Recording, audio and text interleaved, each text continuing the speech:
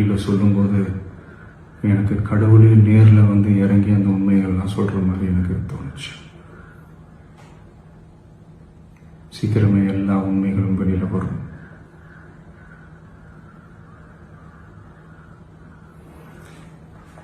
எங்களுக்கு தரப்பட்ட இடத்துல நாங்கள் போய் அந்த அந்த ஸ்பாட்டில் நின்று நாங்கள் பேசிட்டு வந்தோம். அதை தாண்டி எந்த தவறும் எங்கள் சைடில் நாங்கள் எதுவுமே செய்யலை.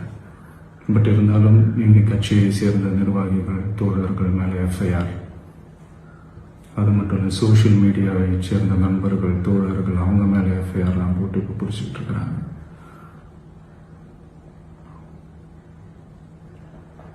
சிஎம் சார், உங்களுக்கு ஏதாவது இந்த பழி வாங்கணும் அப்படின்ற எண்ணம் ஏதாவது இருந்துச்சுன்னா என்ன வேணாலும் பண்ணுங்க. அவங்க மேலே கை வைக்காதீங்க. நான் ஒன்று வீட்டில் இருப்பேன், இல்லை நான் ஆஃபீஸில் இருப்பேன். என்ன வேணாலும் செய்யுங்க.